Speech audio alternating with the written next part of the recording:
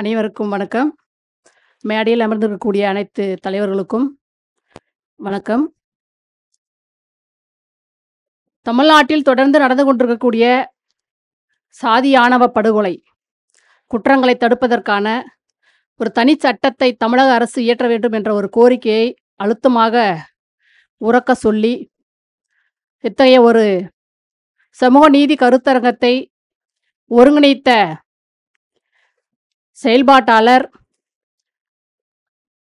சாதி எதிர்ப்பு சிந்தனையாளர் அன்பு தோழர் கௌசல்யா அவர்களுக்கும், இந்நிகழ்விற்கு தலைமையேற்றக்கூடிய தோழர் எவிடன்ஸ் கதிர் அவர்களுக்கும், தொடக்க உரையாற்றிய தோழர் வே பாரதி அவர்களுக்கும், அடுத்து உரையாற்றக்கூடிய தோழர்களுக்கும் என்னுடைய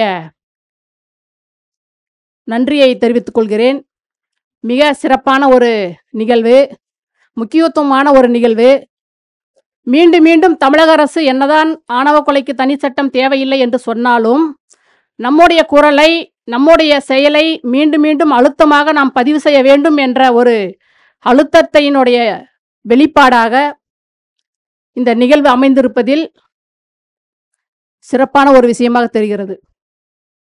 தோழர்களே, ஆணவ கொலைகளுக்கு தனிச்சட்டம் தேவை.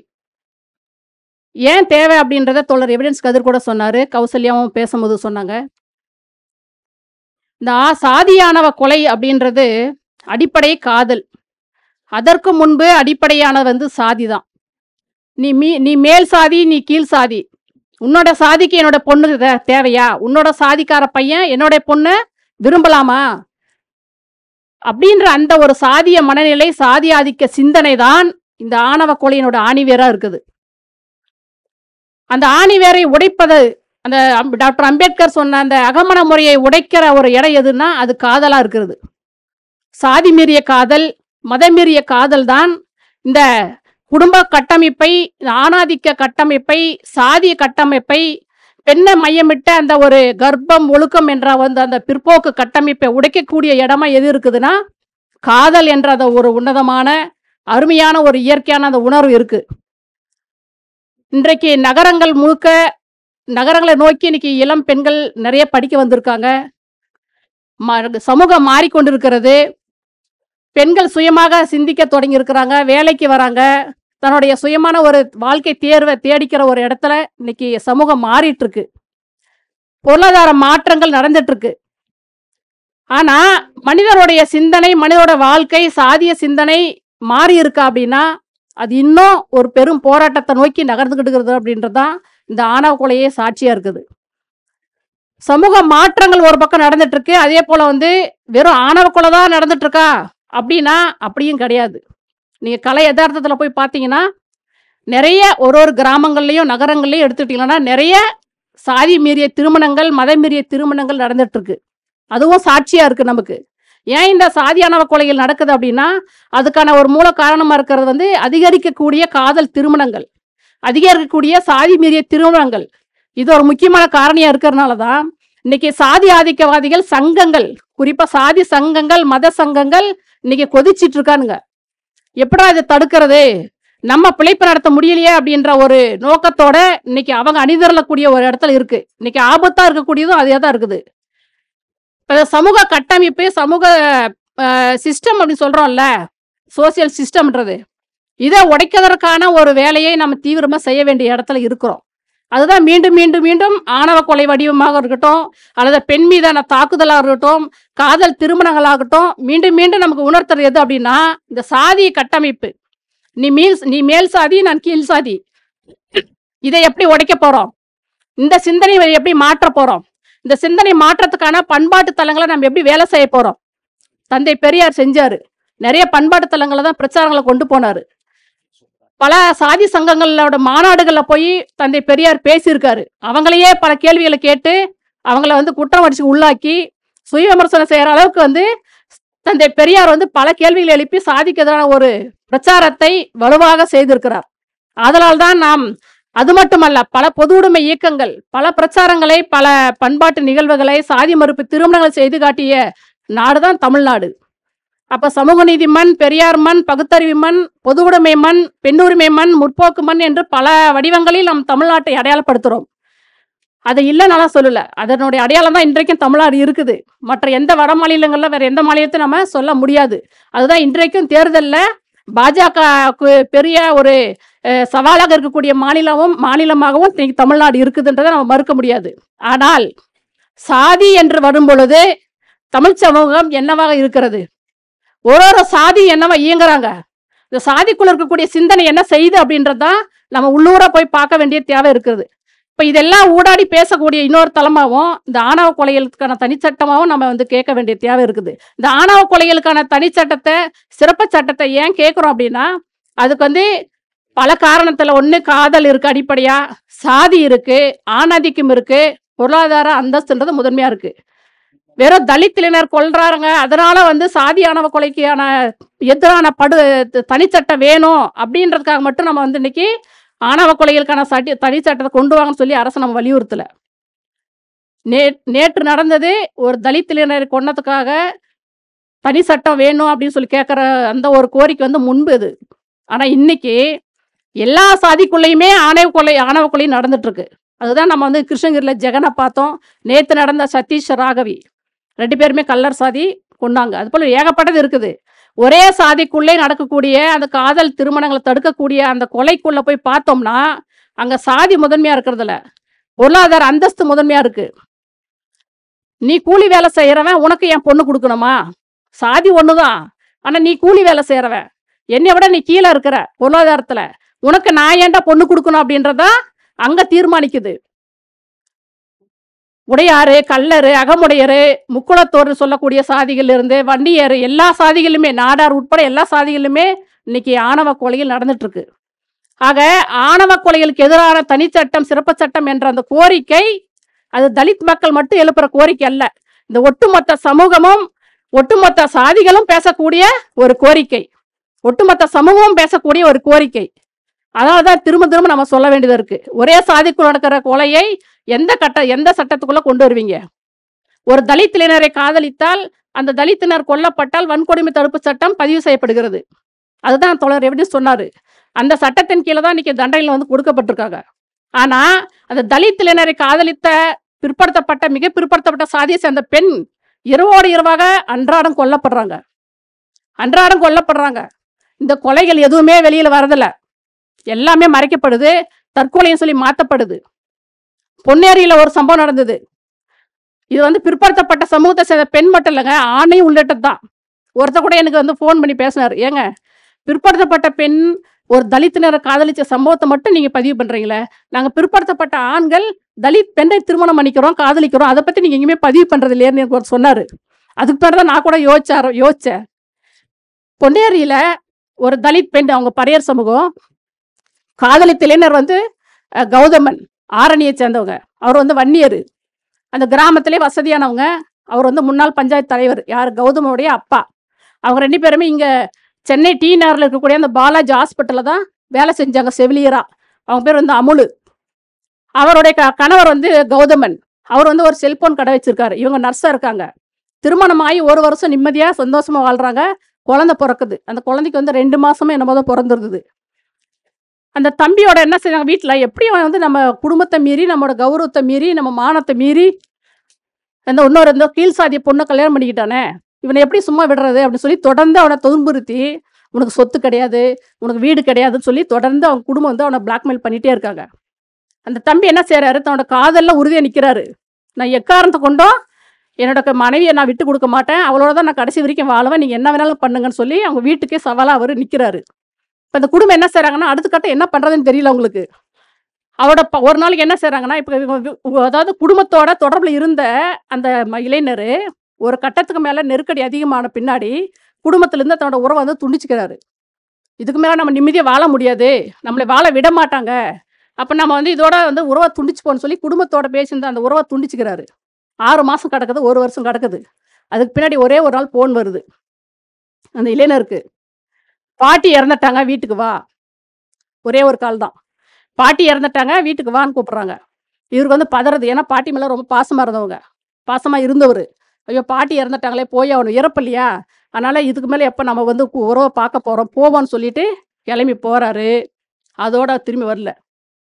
அன்று இரவே அவங்க பாட்டியை எடுத்து அடக்கம் பண்ண அதே நிமிடத்தில், அதே நேரத்தில் இந்த இளைஞன் கௌதமனை கொன்று தூக்கில் தொங்க விட்டு இரவோடு இரவாக புதைச்சிட்டாங்க. காலையில யாருக்குமே எந்த தடையுமே இல்ல. இறந்தானா? எப்படி இறந்தான்? வயிற்று கேட்டா, அந்த ஊர் முழுக்க பரவன செய்தி, அவர் வயிற்று வலியால் தற்கொலை செய்து கொண்டார்.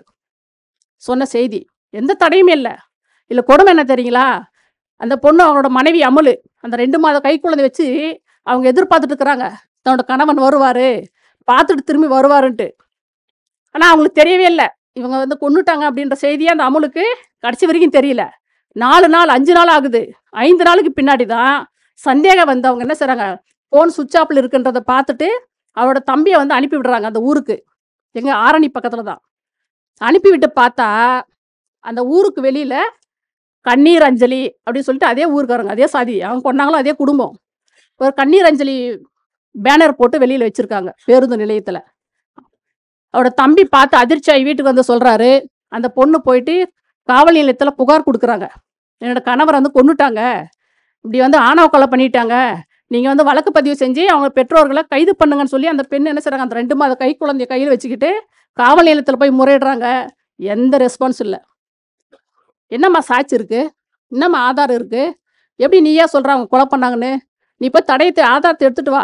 ஆதாரத்தை நீ சொல்லு, அப்புறம் நாங்க ஆக்ஷன் எடுக்கிறோம். இது காவல் நிலையத்துல இருந்து வந்த பதில். அந்த பின்னாடி அதுக்கு பின்னாடி முறையிட்டாங்க. அப்புறம் தீண்டாமொழிக்கு முன்னணி தோழர்கள் தலையிட்டாங்க. அதுக்கு பின்னாடி ஒரு பெரிய அளவுல வந்து அழுத்தம் குடுத்து, நெருக்கடி குடுத்து, அதுக்கு பின்னாடி வந்து வழக்கு பதிவு செஞ்சாங்க. என்ன பதிவு பண்ணாங்க தெரியுங்களா? தற்கொலைக்கு முயற்சி. அந்த இளைஞர் யார்? வன்னி இளைஞர். வன்னியர் சமூகத்தை சேர்ந்த அந்த இளைஞரு, அவருடைய அண்ணாவும் அவரோட அப்பாவும் அந்த தம்பிய வந்து தற்கொலைக்கு முயற்சி பண்ணாங்க. தற்கொலை முயற்சிக்கு தள்ளனாங்க அப்படின்ற வழக்கு. கொலை ஆணவ கொலையில வரவே இல்லைங்க. அப்புறம் அதுக்கு அடுத்து அவங்க 3 மாசத்துல வெளியே வந்துட்டாங்க வச்சுக்கோங்களேன். இது எங்கேயுமே ஆணவ கொலையில வரல. அதே போலதான் பல திவ்யான்னு சொல்லிட்டு ஒரு பெண்ணு, ராமநாதபுரம் பக்கம் இரவோடு இரவா எரிச்சு கொன்னாங்க. குளித்தலை கொரோனா காலத்துல குளித்தலை ஸ்டேஷன் கேள்விப்பட்டிருப்பீங்க இல்லையா? புதுக்கோட்டை பக்கத்துல அவங்க வந்து கொரோனா காலத்துல வந்து தப்பிச்சு வெளியில காதல் திருமணம் பண்ணிக்கலாம்னு சொல்லி போறாங்க. அவரோட தம்பி பேர் விவேக், அந்த பொண்ணு பேர் வந்து சாவித்திரி. அந்த பொண்ணு கோனார் சமூகம், அந்த பையன் தம்பி வந்து முத்தரையர். இவங்க 2 பேர் திருமணம் பண்ணிக்கிறதுக்கு போறாங்க. இடையில செக் போஸ்ட்ல வந்து காவல்துறையினர் வந்து செக் பண்ணி அவங்களை வந்து கூட்டு வர்றாங்க ஸ்டேஷனுக்கு வான்னு சொல்லிட்டு. எங்க போறீங்க விளையாட்டுக்கு அப்படின்னு கேட்டு அவங்க சொல்றாங்க, சார் நாங்க திருமணம் பண்ணிக்க போறோம், நாங்க 2 பேர் மேஜர் தான், அதனால எங்களை வாழ விடுங்க, எங்களுக்கு பாதுகாப்பு கொடுங்க, தயவு செஞ்சு எங்க வீட்டுக்கு அனுப்பிடாதீங்கன்னு சொல்லிட்டு அந்த பொண்ணும் அந்த தம்பியும் அந்த காவல்துறை அதிகாரி கிட்ட கெஞ்சுறாங்க. அந்த காவல் அதிகாரி என்ன தெரிவு பண்ணாரு, இரு நீ எப்படி நீயா போய் முடிவு பண்ணுவியா இன்னொரு சாதிக்கார பையனை, உங்க அப்பா அம்மாவுக்கு நான் சொல்றேன்னு சொல்லிட்டு உடனே அவரோட அப்பா அம்மாவுக்கு வந்து போன் போடுறாரு. இவங்க அப்பா அம்மாவுக்கும் போன் போட்டு அந்த அதிகாரி என்ன செய்றாரு, பெற்றோர்களை வர வச்சிடறாரு. வர வச்சு, இது 2019 நடந்த சம்பவம், புதுக்கோட்டையில. வர வச்சு என்ன செய்றாரு, பேச்சுவார்த்தை பண்றாங்க. அந்த பொண்ணை வந்து அந்த காவல்துறை அதிகாரி காலில் விழுந்து கெஞ்சுறாங்க, சார் நான் பலமுறை வீட்டில் அடி வாங்கியிருக்கேன், துன்புறுத்திருக்காங்க என்னை நீங்க திரும்ப வீட்டுக்கு அனுப்பி விட்டீங்களன்னா என்னை கொன்றுவாங்க, அதனால தயவு செஞ்சு என்னை காப்பாத்துங்க சார், நீங்க தான் காப்பாற்றணும், தயவு செஞ்சு வீட்டுக்கு அனுப்பிடாதீங்கன்னு சொல்லி அந்த பொண்ணு காலில் விழுந்து மன்றாடுறாங்க. ஆனாலும் அந்த காவல்துறை அதிகாரி அதே சாதிய புத்தியோட, அதே சாதிய சிந்தனையோட, நீ எப்படிமா வந்து அந்த சாதிக்காரனை கல்யாணம் பண்ணிக்கலாம், நீ அப்பா அம்மா சொல்றதை கேளுமா, அதனால நான் அப்பா அம்மாவை சொல்றதை கேளுமான்னு சொல்லி திரும்ப சொல்லி அந்த ஜோடியை வந்து பிரிச்சு வச்சிடுறாங்க. அதாவது சட்டத்தை கடைபிடிக்கக்கூடிய, சட்டத்தை நிலைநாட்டக்கூடிய காவல் அதிகாரிகள் எப்படி இங்க சாதிவாதிகளாக குற்றவாளிகளாக இருக்கிறாங்கன்றதுக்கான ஒரு சாட்சி. அவங்க அடுத்து என்ன திறமை செஞ்சாங்க, அந்த பொண்ணை பிரிச்சு வீட்டுக்கு கூட்டு போறாங்க. இரவே எரிச்சிடுறாங்க அந்த பொண்ணை. இரவோட இரவா அன்னைக்கே கூட்டு போன அடுத்த செகண்டே அந்த பொண்ணை உயிரோட எரிச்சிடுறாங்க. அந்த எரிஞ்ச தடையை மட்டும் இருக்குது, ஒரு கொஞ்சம் அந்த இது அந்த என்ன சொல்றது, நெருப்பு பட்ட அந்த தடையம் இருக்குல்ல, அது மட்டும் இருக்கு. அந்த தம்பிக்கு வந்து சந்தேகம் வந்து உடனடியாக வந்து அந்த விஓக்கு ஃபோன் பண்ணி சொல்லி அவரு போய் விசாரிச்சு அவரு புகார் கொடுத்த பின்னாடி தான் அந்த பெற்றோர்களை வந்து கைது பண்ணாங்க. அந்த பொண்ணு கோனாரு, அந்த தம்பி வந்து முத்தரையர். பிற்படுத்தப்பட்ட மிக பிற்படுத்தப்பட்ட சாதிக்குள்ள வரக்கூடிய இளைஞர் ஜோடிகள் தான் அவங்க. இந்த மாதிரி நிறைய உதாரணம் சொல்ல முடியும். ஒரே சாதிக்குள்ளேயே நிறைய ஆணவ கொலைகள் நடக்குது. இதுக்கு எந்த சட்டத்திலையும் தண்டிக்கப்படுறதில்ல. இந்த குற்றவாளிகள் வந்து எல்லா இடங்களையுமே தப்பிச்சுட்டே இருக்காங்க. இப்போ இது அதே போல காவல்துறை அதிகாரிகள் இதுவரைக்கும் நடந்த ஆணவ கொலைகளை எங்கேயுமே காவல்துறை அதிகாரிகள் வந்து தண்டிக்கப்பட்டதில்ல. கண்ணகி முருகேசன் இப்போ வந்து கவின் படுகொலையில நேத்து தூக்கு தண்டனை வந்து குடுத்துருக்காங்க. அதேபோல வந்து கோகுல்ராஜ் படுகொலையில. இந்த மாரி ஒரு சில வழக்குகள்ல மட்டும் தான் குற்றவாளிகள் வந்து தண்டிக்கப்பட்டிருக்காங்க. அப்ப ஆணவ கொலை அப்படின்றது அடிப்படையிலே சாதி அடிப்படையில பண்றது தான் அது. சாதியின் அடிப்படையில பண்ணக்கூடிய, கௌரவத்தின் அடிப்படையில பண்ணக்கூடிய அந்த கொலைய நீங்க எந்த வழக்கின் கீழ கொண்டு வருவீங்க அப்படின்னு சொன்னா, அதுக்கு அரசு தரப்புல இருந்து, காவல்துறை தரப்புல இருந்து எந்த பதிலும் கிடையாது. அதான் கொலை தானே, எல்லாமே கொலை தானே. அதான் கொலை கேஸ்னா இந்திய தண்டனை சட்டம் இருக்கு இல்லைங்களா, அதுல முடிச்சுக்கலாங்க அப்படின்றது தான் இப்போ வரைக்கும் சொல்றாங்க. அதனால நம்ம என்ன சொல்றோம்னா, நமக்கு வந்து 2 அம்சங்க. அதாவது இந்த ஆணவ கொலைகளை தடுப்பது, அது ஆணவ கொலைகளை தடுக்கணும்னா சமூகத்தோடயும் நம்ம போராட வேண்டியது இருக்கு, சட்ட ரீதியாகவும் நம்ம போராட வேண்டியது. இது சமூக பிரச்சனை, சட்ட ஒழுங்கு பிரச்சனை அல்ல.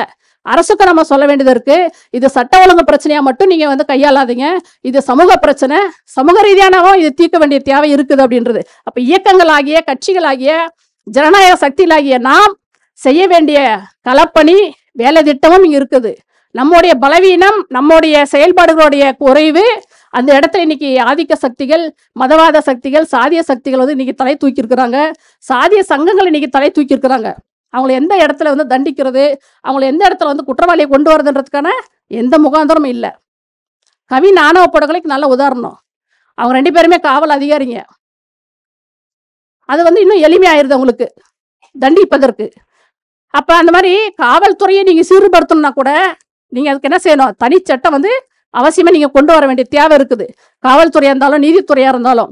அப்ப நம்ம சட்ட ரீதியான போராட்டம் அவசியம் இல்ல, சட்டம் தேவையில்லைன்னு சில பேர் சொல்றாங்க. இல்ல, சட்டம் ரொம்ப அவசியமானது. உடனடியாக குற்றவாளிகள் தண்டிப்பதற்கும், இது போல சாதி சங்கங்களை தடை செய்வதற்கும், சாதிய பஞ்சாயத்துகளை தடை செய்வதற்கும், குற்றங்களை தடுப்பதற்கும், சாதி மறுப்பு இணையர்களை பாதுகாப்பதற்கும் உங்களுக்கு வந்து இன்னைக்கு சட்டம் தேவை. இதற்கு நீதிமன்ற தீர்ப்பு இருக்கு. பாதுகாப்பு இல்லங்கள், வீடு, வேலை வாய்ப்பு, அவங்களுக்கான இடஒதுக்கீடுன்னு சொல்லி பல அம்சங்கள் இருக்கு. ஆனா இது எல்லாமே அரசு வந்து படுத்தல இன்ன வரைக்கும். அது நடைமுறைப்படுத்துங்கன்னு சொல்லி நம்ம என்ன செய்யுது, மீண்டும் மீண்டும் பேசினாலும் அது அரசோட காதுக்கு கேட்கல. அப்ப சட்டம்னு சொல்லி வரும் பொழுது இந்த அம்சங்கள் எல்லாம் உள்ள வந்துடும். அதுக்காகவும் நம்ம என்ன செய்யறோம், தனிச்சட்டம் தேவைன்னு சொல்றோம். அப்ப தனிச்சட்டம் வேண்டும்ன்ற ஒரு கோரிக்கை ஒரு பக்கம் நம்ம வலிமையா எழுப்ப வேண்டியது இருக்கு. இன்னொரு பக்கம் சமூகத்துல, களத்துல இந்த சாதி ஆதிக்க சங்கங்களை தனிமைப்படுத்தி மக்களுடைய ஒரு ஒற்றுமை, இணக்கத்தை ஏற்படுத்த வேண்டிய தேவை இருக்கு. சாதி கடந்த ஒரு சாதி ஒழிப்பு கருத்தியல சிந்தனையை நம்ம ஒரு பண்பாட்டு தளத்துல பரப்ப வேண்டிய தேவை இருக்குது. அதையும் நாம் செய்ய வேண்டும். சட்டத்தை கொண்டு வருவதற்காக தமிழக அரசை வலியுறுத்தவும் தேவை. இன்னும் ஒரே ஒரு கோரிக்கை மட்டும் சொல்லி முடிச்சுக்கிறேன். தமிழக அரசு வந்து என்ன நிறைய பேர் சொல்றாங்க, அதாவது வாக்கு வந்து போயிரும், சாதி வாக்கு போயிரும், அதனால நீங்க வந்து அதனாலதான் என்ன சொல்றாங்க, அரசு வந்து சட்டம் கொண்டு வரதுக்கு யோசிக்கிறாங்க அப்படின்னு சொல்றாங்க. அதுக்குதான் நம்ம என்ன சொல்றோம்னா, ஒரு திட்டம் சொல்றோம். தமிழக அரசு, குறிப்பா திமுக அரசுக்கு மட்டுமே பொறுப்புன்ற ஒரு கேள்வி வருது இல்ல, அதுக்கு மாற்றம் என்ன சொல்றோம்னா, எப்படி இயற்கை பேரிடர் அல்லது வந்து அரசியல் முடிவுகள் எடுப்பதற்கு தமிழக அரசு உடனடியாக அனைத்து கட்சிகளை கூட்டுகிறதோ, அனைத்து கட்சிகளை கூட்டி ஒரு முக்கியமான முடிவுகள் எடுக்கிறார்களோ, அது போல இது போல வன்கொடுமைகளுக்கு, ஆணவ கொலைகளுக்கு, தலித் மக்கள் மீதான வன்கொடுமைகளை தடுப்பதற்கு ஒரு அனைத்து கட்சி கூட்டத்தை, அனைத்து சமுதாய கூட்டத்தை தமிழக அரசு கூட்ட வேண்டும். அனைவரையும் பொறுப்பாக்கணும். அனைத்து சமுதாய சாதி அமைப்புகளையும் பொறுப்பாக்குங்க. அப்படி நீங்க பண்ணா மட்டும்தான் இந்த சட்டத்தை கூட நீங்க என்ன செய்ய முடியும், கொண்டு வர முடியும். அப்ப வந்து வெறும் வந்து அரசு என்ன பண்ணுச்சுன்ற கேள்வி 2வதாகும். சமூகத்தில் இருக்கக்கூடிய ஒவ்வொருவரையும் பொறுப்பாக்கும் பொழுது அந்த மாவட்டமோ, பகுதியோ, ஏரியாவோ, வட்டாரமோ, எந்த இடமா இருந்தாலும் அங்க யார் இருக்காங்களோ, யார் வன்முறை பண்றாங்களோ அவங்களையும் பொறுப்பாக்கு. அப்படின்னும் பொழுது அந்த பிரச்சனை வந்து முடிவு கொண்டு வர முடியும். அதனாலதான் நம்ம என்ன சொல்றோம், முதல்வர் ஸ்டாலின் அவர்கள் ஆணவ கொலைக்கு சட்டம் தேவையில்லை என்பதை மறுபரிசீலனை செய்ய வேண்டும். ஆணவ கொலைகளுக்கு உடனடியாக சிறப்பு சட்டத்தை ராஜஸ்தான் மாநில அரசு எப்படி கொண்டு வந்ததோ அது போல தமிழ்நாடு அரசும் கொண்டு வர வேண்டும். அதற்கு முன்பு உடனடியாக அனைத்து கட்சி மற்றும் அனைத்து சமுதாய அமைப்புகளை கூட்டி அதற்கான ஒரு சரியான முடிவுகளை எடுக்க வேண்டும் என்று கோரிக்கொண்டு என்னுடைய உரையை முடித்துக்கிறேன். நன்றி, வணக்கம்.